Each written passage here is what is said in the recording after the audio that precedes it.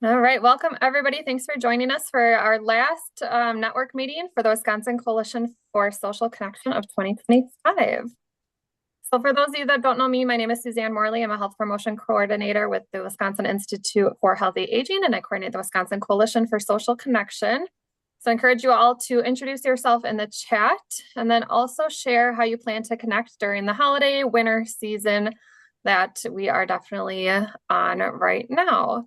So something that I'm going to plan to do in the next couple of weeks, I'm taking some time off and I'm going to connect with some family that I haven't seen in a while and hopefully travel a little bit, still in the state of Wisconsin, but go see some friends that I haven't seen in a while too. So I'll just wait and see if there's responses that come through the chat.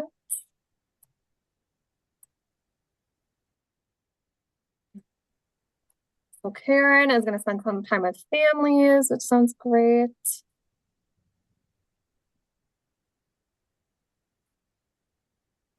Becca has monthly cheese dates with her girlfriends, which I would love to know more about. And I think I want to participate in those too. Do you just try new cheeses or go to like different wineries, make charcuterie boards? I need more info. Carrie, gonna spend some time with grandchildren over the break. Janessa, spend some time with your grandpa. Okay, more clarification on the cheese dates. We also sit around in a living room in our sweats and eat a meal of cheese. I love that. That's perfect for Wisconsin.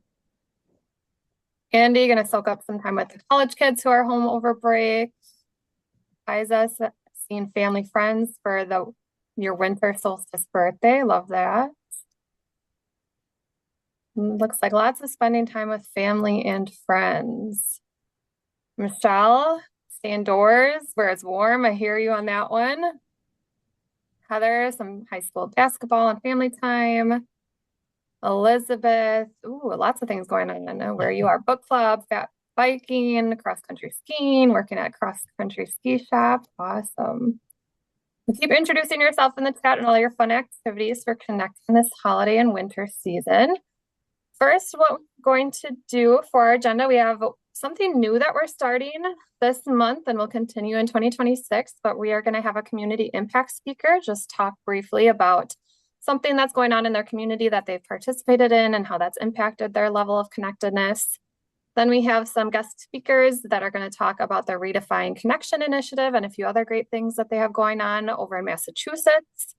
I'll provide some coalition updates, 2025 year in review, and some plans for 2026. And then hopefully we'll have some time for local updates toward the end. So if you have anything going on, any events, activities, things that you have that you're working on, questions for anyone on the call, feel free to share then. And then we'll wrap up. I'm going to turn it over to Elizabeth Holland, who is going to be our first community impact speaker, and she'll be sharing how the Repair Cafe in Bayfield, Wisconsin has meant to her and how that's impacted her level of connection. Elizabeth, take it away. Okay. Can you hear me okay? Yes, I can. Okay, perfect. So I'm Elizabeth and part of Cable Area Social Connections. And we started our Cable Repair Cafe a little over a year ago. October 2024 was our first cafe, and we've been hosting it every single month on the third Saturday of each month. And I'm going to speak for myself in terms of how it's impacted me personally. And then also my colleague, Sue Rose, was supposed to be on this call, but she had dental surgery this morning and she thought that her mouth would be too kind of mealy with local anesthesia. So she wasn't convinced that she would be able to speak up. So she sent me a few notes about how it has impacted her. So for me, my main impetus for starting a repair cafe in Cable is my environmental concerns.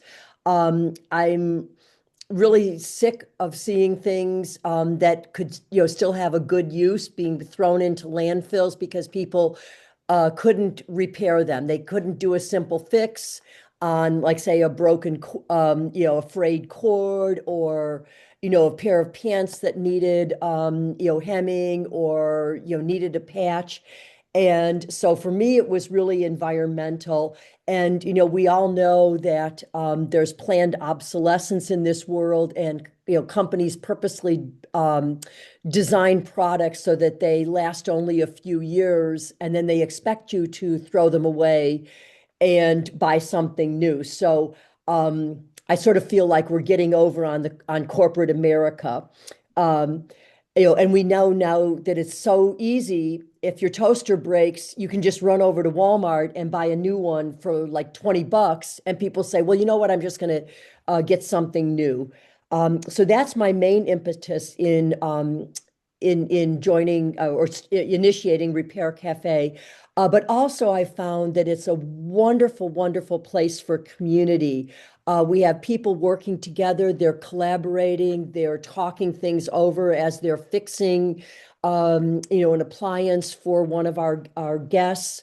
Our guests mingle with other people who are at the cafe. We've now started a game table, so people will just drop over at that table and pick up a deck of cards and play with somebody, or join a chess game, or put some pieces down at a puzzle. And we cross a lot of divides. Our community is very elderly, so by nature of it, it's mostly older people who are our volunteers and guests. But we have some younger folks who've been joining in, and in this really divided world, we're crossing a lot of the, I guess you would say, boundaries that people don't usually cross. People with all different types of opinion on what's best for our nation, and we're all together and working together and meeting at a place of common ground. And then I would say, it's empowering because we're solving problems for each other. We get a sense of satisfaction when we fix something and we don't have to throw it away. And one of our main areas of focus is on sustainability. And for example, this month, we're having our Repair Cafe this coming Saturday, December 20th, and we're going to have a station for sustainable gift wrapping. Because we know that if you use traditional store-bought gift wrapping, you cannot recycle it. It's horribly expensive. You unwrap everything and you throw it into a plastic bag, and it ends up in your garbage and in the landfill. So we have sustainable gift wrapping at our December Repair Cafe. And our events are zero waste because we hold them in our community center, and they have a whole supply of dishes. So, for our hospitality, people eat off of china plates and use actual silverware and drink, coffee out of, china mugs. And so again, nothing ends up in the landfill from our events. So that's my take, my 5 minutes. I don't know how many minutes that took. But then Sue Rose is another one of my partners at Cable Area Social Connections, and she's the head of our hospitality part of Repair Cafe. And um, her notes are, we started this project. We had no idea whether it was going to work out or not. It's been amazingly successful, and she gets a great deal of satisfaction knowing that we started something, we had a goal in mind, we've met that goal, and we've been hugely successful with our repair cafes. Um, she's also brought in a number of items that the volunteers have fixed, for her personally. And because of that, it's saved her money. She hasn't had to buy, new things. She feels gratified that she's helping people and keeping things out of the landfill.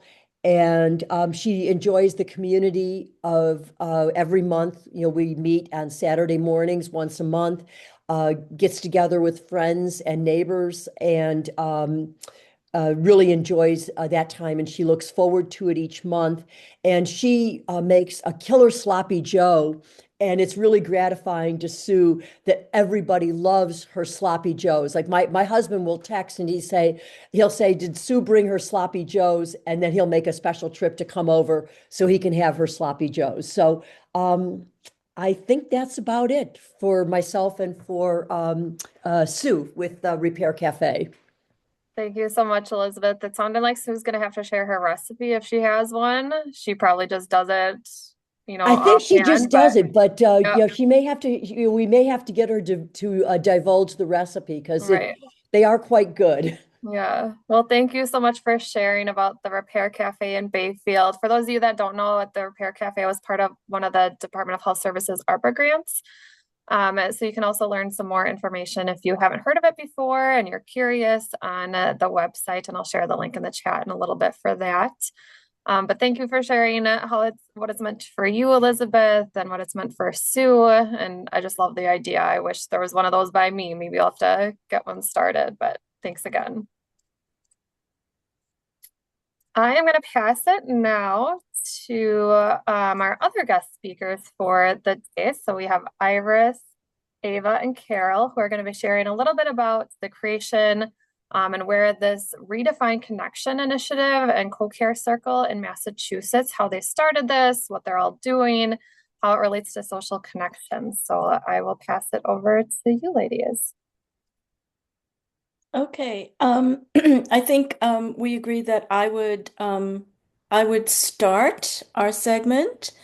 And I'm just going to talk a little bit about the origin of Redefined Connections and what it has meant for me. So we were just coming out of COVID or COVID lockdown. It was what year was it? 22, 23. Thank you, Iris.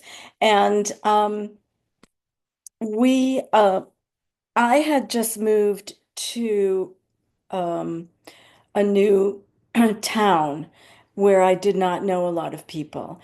And I knew I needed to get out and meet more people.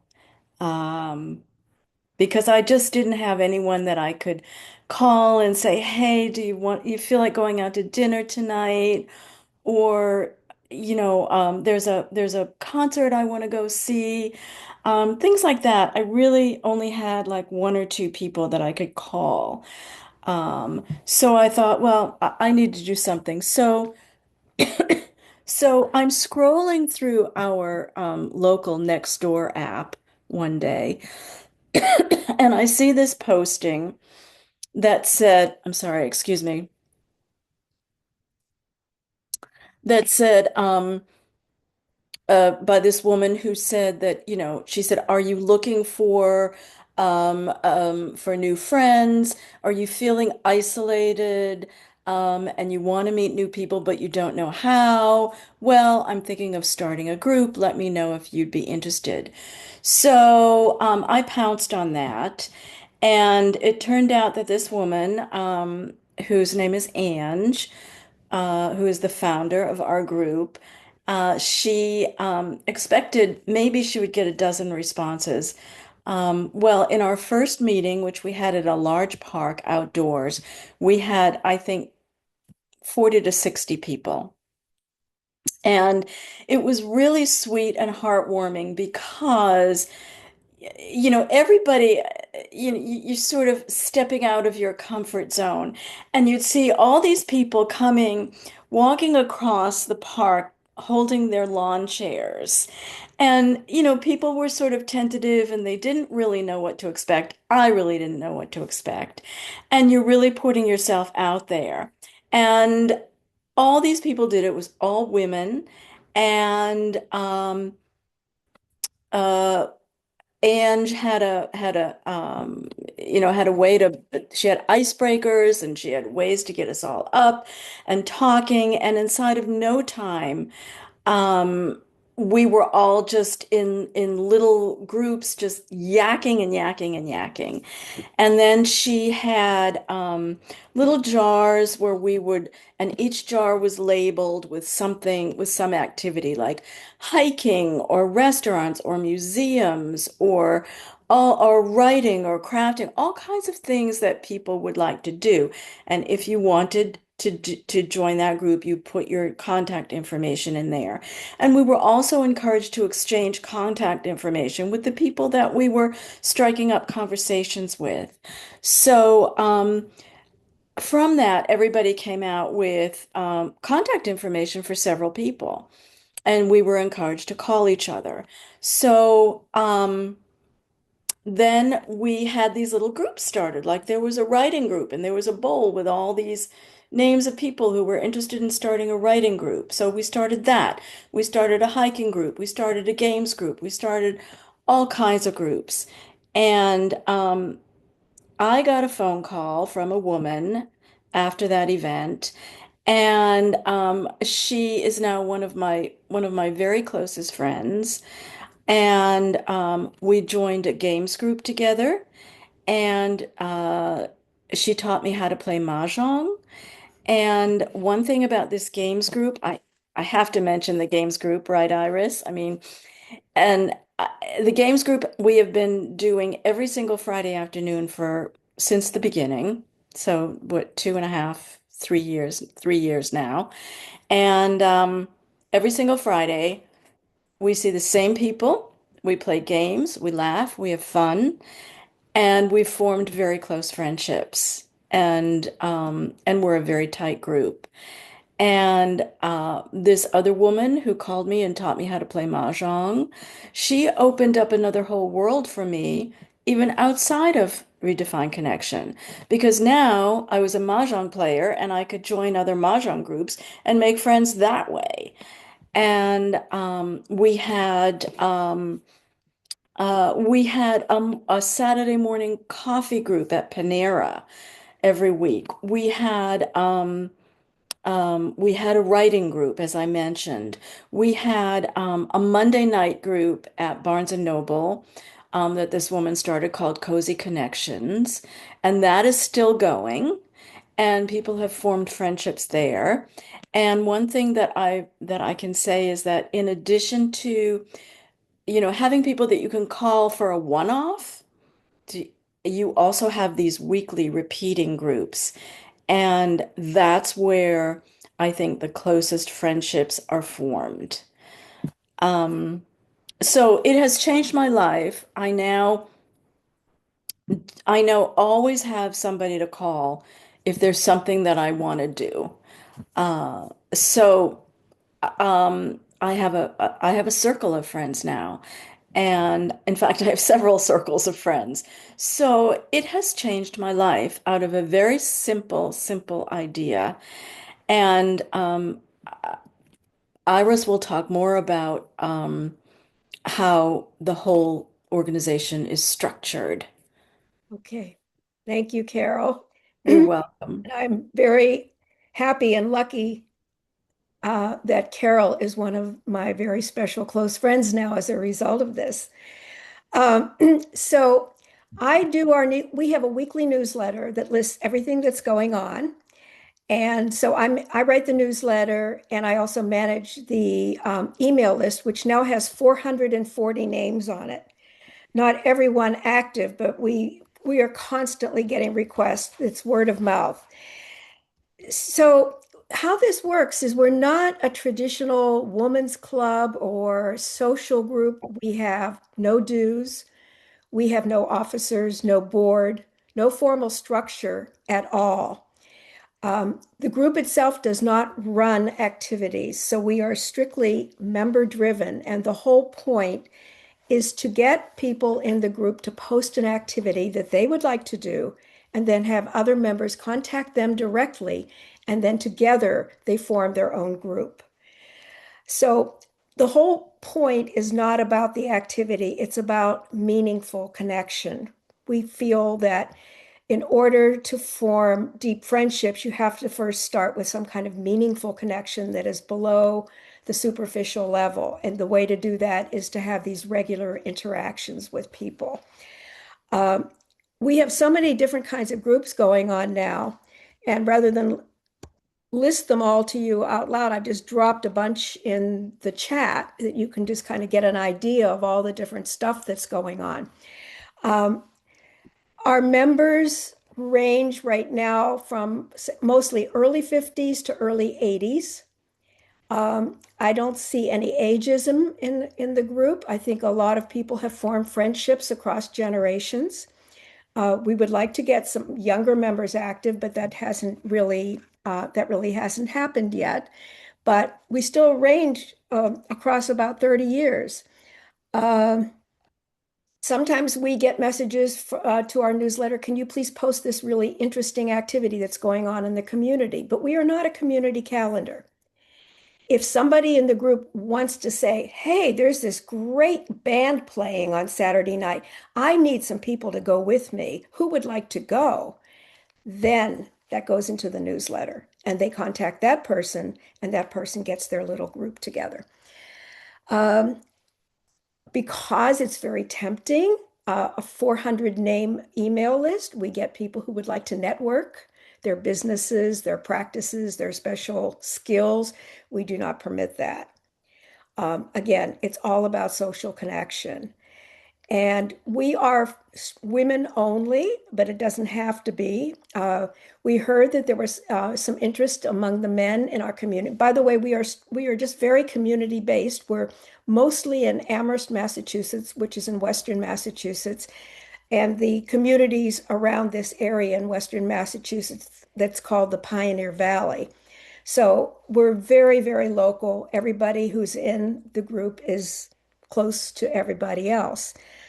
Um, so that's how we've been operating. The whole point is that Angie's original vision was that there is this pandemic of isolation and loneliness that started before the COVID pandemic. It's a social phenomenon that's been existing now for more than 20 years. And so our whole purpose is to try to combat this isolation and loneliness and find ways for people to connect. A few months ago, even though we are mostly social, Ava and three of her friends, other members in our group, came up with the idea of a co-care circle, which is really not the original focus was not for social purposes. And so I thought it would be really great to have Ava come on here and talk about their vision for the co-care circle and how that's going so far, because this is completely new for us. Unmute Ava. Wow. I use Zoom I teach on Zoom several hours Okay, every day. You'd think I would know how to use it. I still But do that. Okay. yeah, so I'm Ava and yeah, this co-care circle is so exciting. And really it came from so last spring so I'm divorced, long time divorced, live alone. I don't have any family members close by. My closest friend passed away suddenly a couple of years ago, and I have a history of having had a lot of very serious health stuff, which it's very complicated and serious surgeries and stuff. And I was so lucky because I did have a little group of some close friends who were able to sort of get me through those for over a period of years. But the one friend, the closest one, died, and some of the others, we've grown apart a bit, and they've done so much for me in the past. And so in the this past spring, I just suddenly got very sick. And it turned out to be colitis, which I've never had. But anyway, I don't know when I've ever been that sick, honestly. And it was just awful because I knew I needed to call someone to get to the doctor because I couldn't, I was too sick to drive. And the first person I called couldn't do it. And then it's like, who do I call? And I found somebody and everything, but that horrible feeling of like, not just like, obviously I call this person. Here's who I call when I need help. And if they're not available, here's who I call. Not having that in place doesn't feel good. And I just felt scared. I felt sad. I felt so out of that. I was chatting about it with three other people who, because of Redefined Connection, we're in a different group together.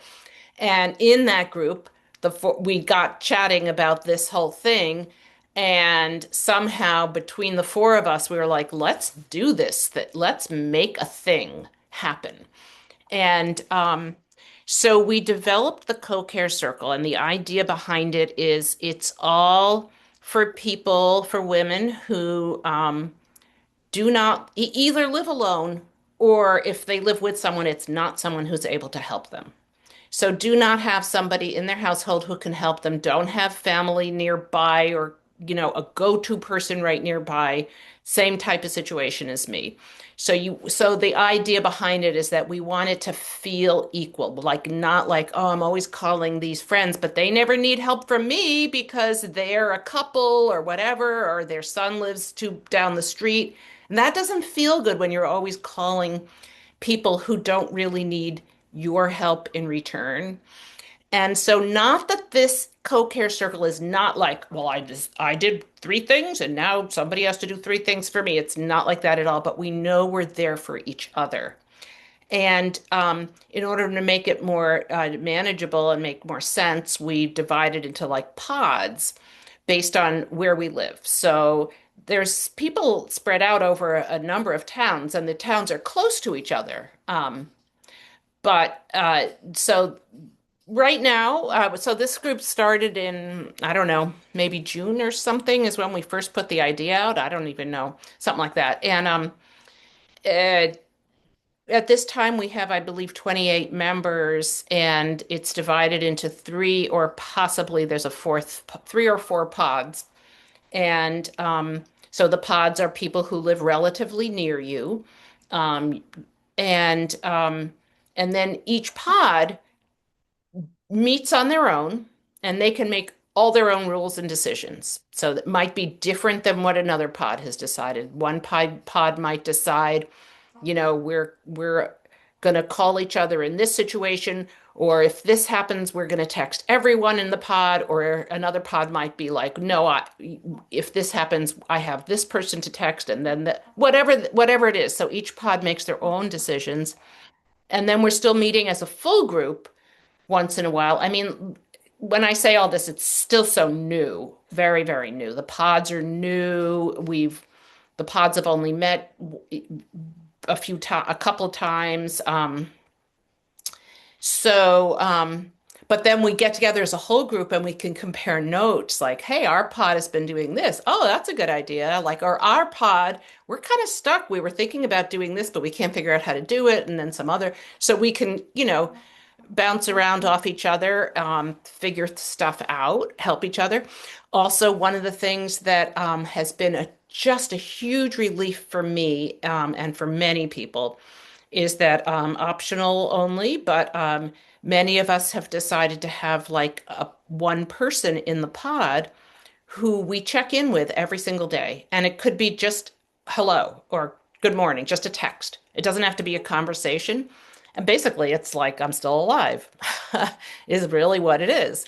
And, then we have some sort of a plan. If I don't hear from you by sometime later in the day, whatever time you decide, like, then I'll call them. If I don't hear, I'll go over to their house. If I can't figure out where they are or what's going on, I'll call for some help, because I'm not hearing back from them. And honestly, since I retired just the year before COVID, as it happens, and ever since then, it was kind of weighing on me. I do work part-time now, but it's from home, and I don't have the same accountability that I did when I was working full-time. And I have often thought, like, how long would it take? I mean, for me to, if something happened, if I passed away at home or fell and couldn't reach my phone or whatever, and how long would it take before somebody knew? Because you don't show up for something, people might think, oh, huh, oh, oh well, that's weird. But so anyway, so now I've got that thing every day, and it just feels so good. Like I know that that person's okay. She knows I'm okay. And we also have a lot of other ideas floating around. Like in our pod, we agreed, many of us have cats. Large percentage of these 28 women in this group who live alone have cats. Not all of them, not all of them, but some of us, many of us. And so we've decided, at least in our pod, like we want to be able to help each other out with pet care, not like I'm going away on vacation kind of thing, but like I'm in the hospital and it was unplanned and I could somebody, can somebody feed my cats while I'm there or whatever, this kind of thing. So we have that going on, which is also a huge relief. Um, so that's pretty much where how the co-care circle is at this time. You can tell me, Carol and Iris are both part of it. They're not in my pod, so I don't, you can add if I left out anything or Yeah, I would just like to add that I got very lucky with my pod. There are six of us now. We may possibly be adding another, but right now there are six.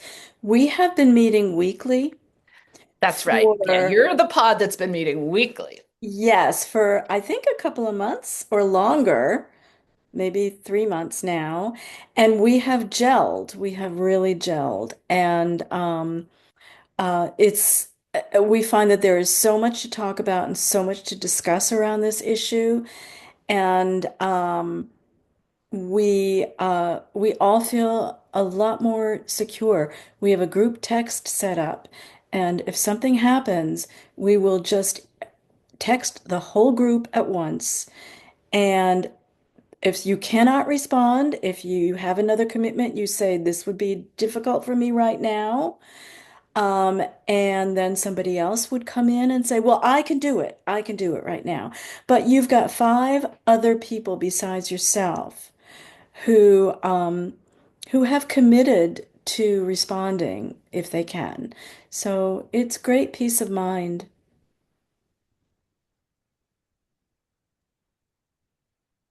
Thank you, ladies, for sharing. Is there anything else that you wanted to share? And I would just to wrap up, like all of this started from a post on Nextdoor, Yeah. correct?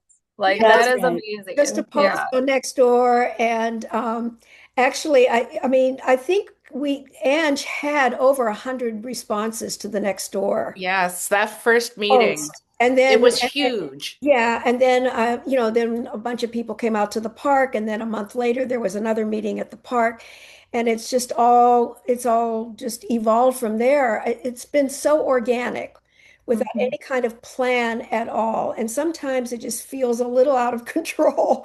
But it's wonderful how people have formed friendships, and we keep Mhm. trying to encourage new groups all the time. Yeah, it sounds amazing. And Iris, I think you said you were going to put something in the chat. I I don't see oh that. I If put it you might in. have to hit Guess what? send. I There we go. copied it and then I didn't hit the little arrow. You'd think I would know by now how to use Zoom. Yeah, there it is. Perfect. So yes, these are just some of the different groups that we have running now. I just would mention very quickly that one of our members had this idea of doing a Sunday night Zoom for 10 minutes only called Random Acts of Kindness, where people could just hop on and talk about lovely things that they saw, acts of kindness that were done for them, or even things that they may have done for someone else that made them feel good. And nobody is stuck on there for very long. And I swear, you come away from that just feeling, even if it's been a long, rough day, you feel so uplifted and happy. Mhm. And so I think, yeah, just wonderful stuff like that. Yeah, it all sounds amazing and wonderful. And I was curious, I looked up how big of a population Amherst, Massachusetts was for anyone else curious, around 40,000. So not super huge, not a super huge area, not tiny like a lot of our rural Wisconsin towns either, but very doable for anyone, any champion, anyone that's interested in building more connections to be able to post on Nextdoor or Facebook, whatever it might be, and develop something like this. Any question? Oh yeah, go ahead, Ava. Oh, I don't know. I was just going to say, I think that the fact that it is this particular group is all women, and specified that when she did make the first post, she said, "Are there any women out there who da da da who?" And I just I feel it's a whole the dynamic is so different than had it been for any gender. In this case, I mean, I think there's wonderful things to do with that with both genders together or whatever, but I think there's a sense of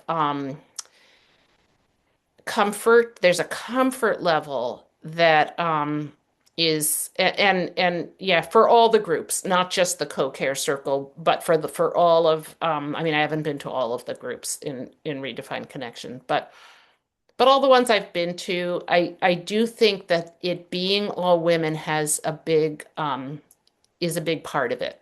Hmm. Yeah, definitely. Thanks for sharing that.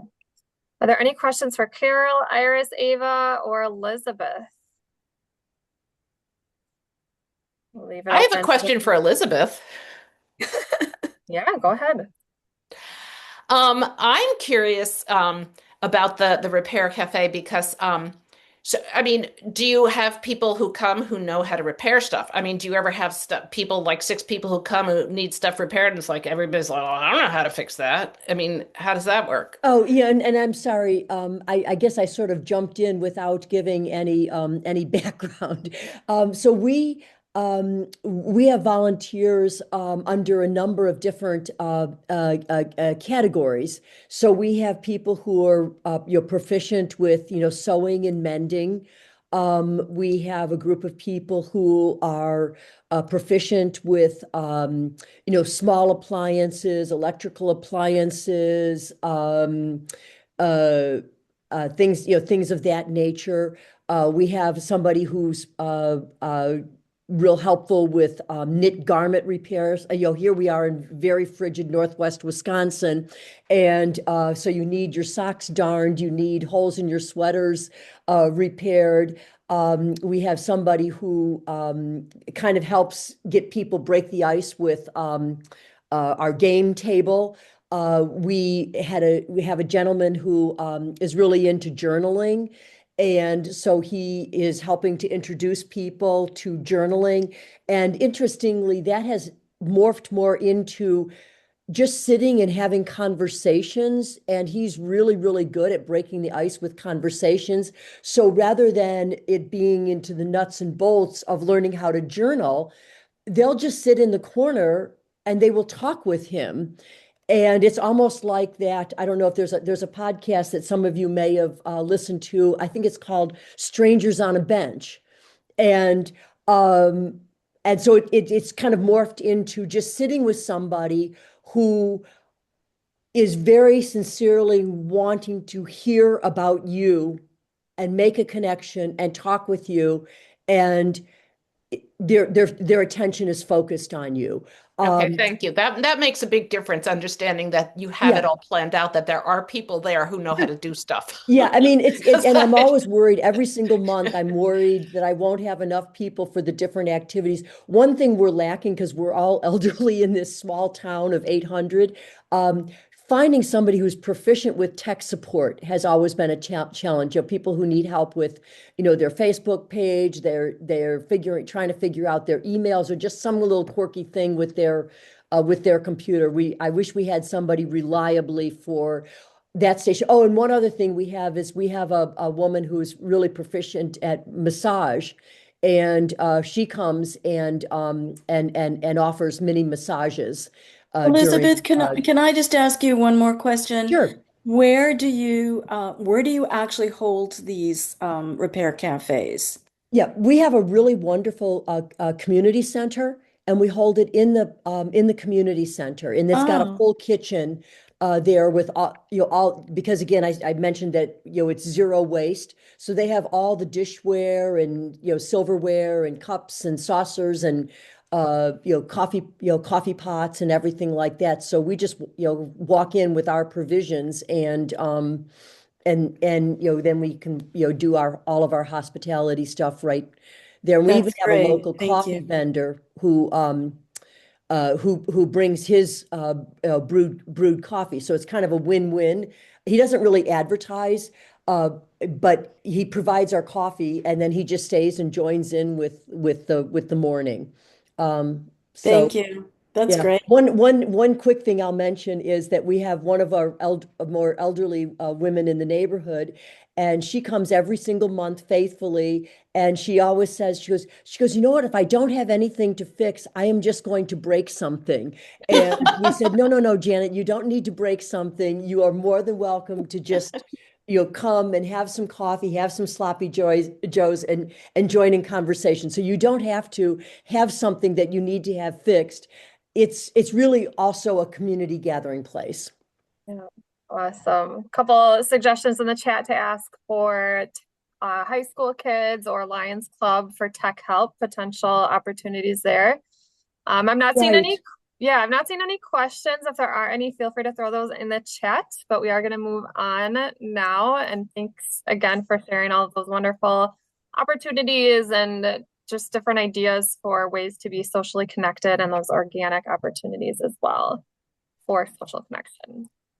So I'm going to switch gears a little bit and share, now that we are almost at the end of 2025, give a brief overview of the year and share a little bit about some of the accomplishments that the coalition has done in the past year or so. So a couple of things that we've done are related to updating our membership.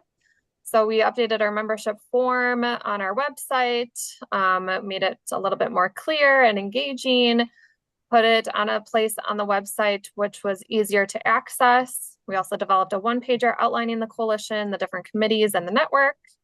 We developed a Wisconsin Coalition for Social Connection 101 orientation video, which is also on our website. And we share that with people that are new members, new people that are interested in joining the coalition when they reach out and want to join. And then we always encourage them to, get more involved with a committee or whatever they might be able to do with that. We also added a list of local coalitions to the website. So if you're not familiar with the Department of Health Services ARPA grants, there's a link in the chat for that. But through the ARPA grants, many local coalitions related to social connection and livable communities were developed throughout the state of Wisconsin. And there's a list of the ones that are continuing on the website, and I'll share where that is in a little bit. Our Policy Champions Committee and decision-making team made some recommendations throughout the year and successfully signed on to support letters for Protect Medicaid, the Healthy Aging grants related to falls prevention, and Protect Wisconsin's volunteer drivers. So some different areas that might impact social connection for older adults and people with disabilities. We participated this year in a Global Loneliness Awareness Week, which was in June. And we kind of put out a ask to our network or a little challenge to do some sort of activity or event locally. And we had 8 submissions on our website this year for local events and things that were happening throughout the state. And we'll be expanding on that in 2026. Just about a month or so ago, we had Social Connection Awareness Week in Wisconsin. We received a governor's proclamation for that, and that was a successful week-long event. We did lots of presentations on Wisconsin's initiative throughout the state and also nationally at some different conferences. Starting in December, right here, we have Elizabeth as our first community impact speaker. So we're excited to continue that in 2026. And we grew our network about 21% as of last week. So continuing to grow, lots of people interested and engaged in the Social Connection Coalition. Just a quick overview of our network meetings. This obviously doesn't include this one here, but it does include the other 5 bi-monthly network meetings. And then we did hold 3 pop-up webinars. So we had 275 people attend those webinars live, and then just about the same amount of people view the recordings of those webinars. And then starting in May, we began surveying members after our network meetings. So the 2 graphs on the right-hand side are from the post-meeting survey and feedback. So questions that were asked are, what do you hope to gain from attending these network meetings? So you can see what people are interested in are education on a variety of topics, shareable materials and best practices, networking and making new contacts, state and national updates, alignment with work priorities, and information for my own personal interest. And the majority of people find the information presented during the meetings useful. Couple other statistics to share. We have our website, connectwi.org, and the image on the left-hand side is all time since we launched our website back in, I want to say it was early 2024. So we've had almost 20,000 total page views on that website. And then the image on the right is as of December 9th. So the views on the website as of this year. And of course, there's a little bit of a larger spike during Social Connection Awareness Week towards the end of the year in November. And then our Facebook reach, we've also increased that as well. We are at 217 followers, which is up 61 from this time last year. We've had almost 11,000 views, lots of content interactions, visits to the Facebook page, and some additional followers as well. Then, like I mentioned, we held the Social Connection Awareness Week. So just as a recap, if you weren't able to attend our events or participate in any of the activities, those are still on our website. You can always view the recording of the 2 webinars that were held. You can keep doing the Social Connection bingo activity. You can share the social media posts as well. And I just wanted to share some bits that we got after holding those 2 webinars during Social Connection Awareness Week.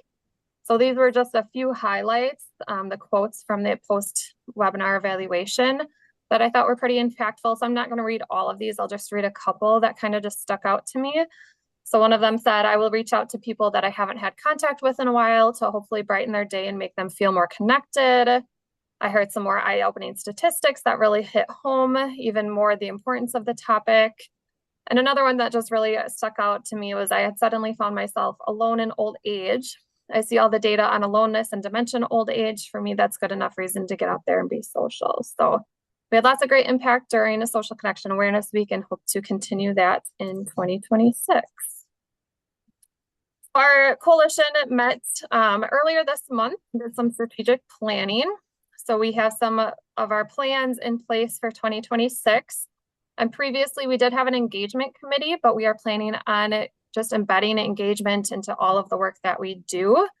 We do plan to revise our mission statement. Currently, the mission statement is more focused on social isolation and loneliness, which we want to change and edit a little bit to have more of that impact on social connection, just like how we changed our name from the Wisconsin Coalition to End Social Isolation and Loneliness to the Wisconsin Coalition for Social Connection. So looking to revise that mission statement. Another exciting thing that we're working on and what are going to implement in 2026 are extending our network meetings. So right now we only have an hour scheduled for the network meetings, but in 2026 we will do an hour and a half meetings. It's not required to stay the full hour and a half if you have other commitments or other things going on. But from 2 to 3 p.m. we'll have just kind of what we have normally been doing. We'll provide coalition updates. We'll have some speakers likely. And then from that 3 to 3:30 time, we won't record that section, but we'll pretty much keep it open to networking. We've heard that from our members that we want some more opportunities for networking, talking about what's happening in other communities, hearing from other people. So we're going to have that dedicated time scheduled for our network meetings from 3 to 3:30. And that's pretty much just open sharing. Anyone can come to that and discuss what they have going on. And we're excited to kick that off in February of 2026. We are also going to expand our awareness committee. Previously, the awareness committee only met for about 5 to 6 months of the year to focus primarily on Social Connection Awareness Week in November, but we are going to move to monthly meetings and focus on improving our newsletters, developing and sharing year-round social media messaging. We are going to do a little bit more with Global Loneliness Awareness Week. You can save the date for that. That's June 15th to the 21st. And then, of course, still continue with Wisconsin Social Connection Awareness Week, which in 2026 will be from November 8th to the 14th. Then we are going to continue the work of the Policy Champions Committee and decision-making team. And another thing that we hope to bring back in 2026 is the measurement committee.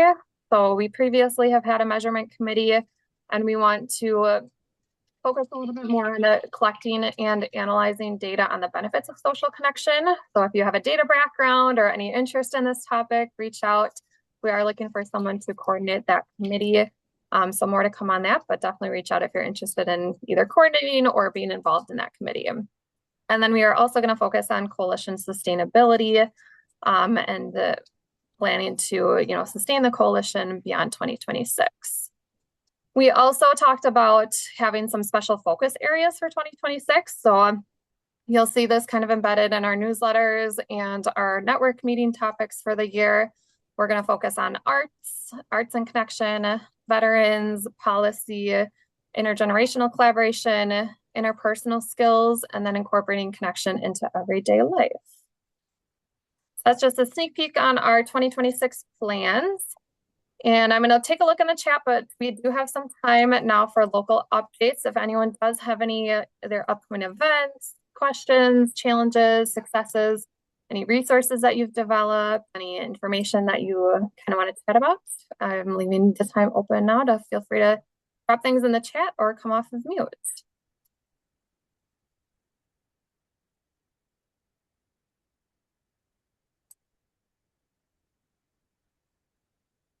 I see Elizabeth offered she's happy to share their experiences if anyone is interested in starting their own repair cafe, which is awesome.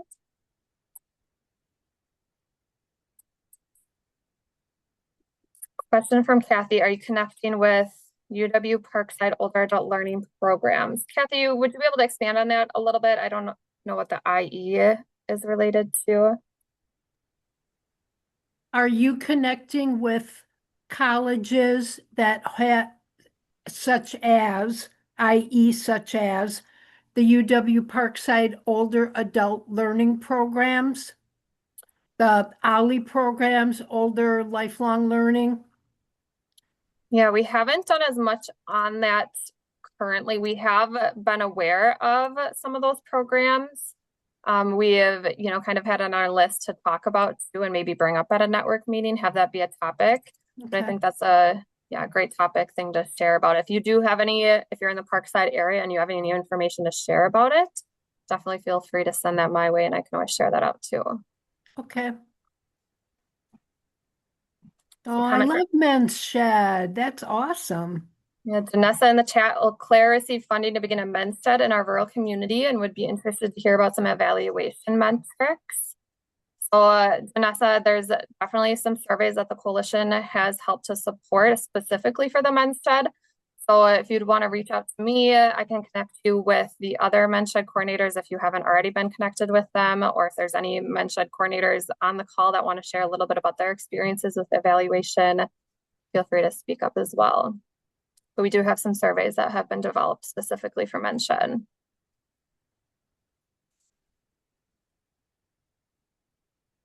Lots of things coming in now. So the Wisconsin Office of Children's Mental Health is going to release their 2025 annual report in a briefing event on January 9th from 10 to 11 a.m., either virtually or in person. And there's a registration link in the chat. Thanks for sharing that, Karen. And Kaisa from Milwaukee County shared that with their partners at the Medical College of Wisconsin, they're preparing a manuscript about their Department of Health Services ARPA grant project findings to submit to the peer-reviewed American Journal of Lifestyle Medicine. So that's super exciting. Thanks for sharing that, Kaisa.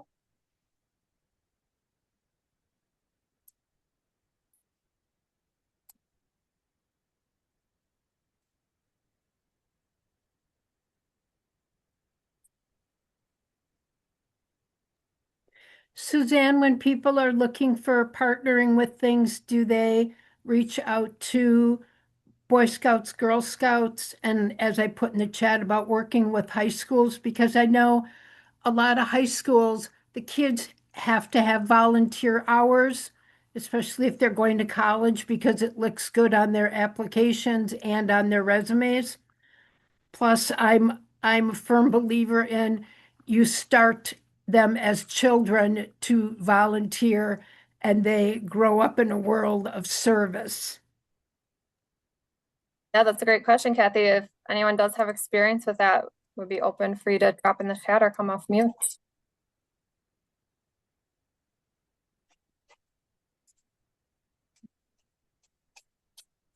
I know I've heard of different communities. I'm thinking Wauwatosa, just for example, they do, and I can't remember what it's called, but they have high schoolers, I believe, come in and teach older adults or work with older adults with some of their technology, with their phones and things like that. I think there's programs like that throughout the state, but definitely feel free to share if you do have something like that in your local area.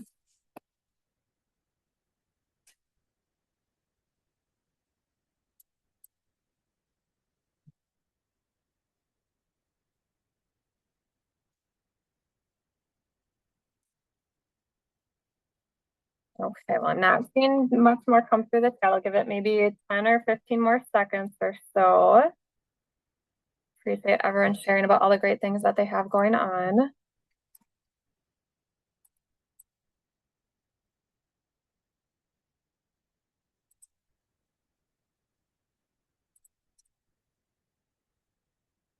Okay, well then just to wrap us up, I want to thank Molina Cares and TMG for sponsoring the Wisconsin Coalition for Social Connection.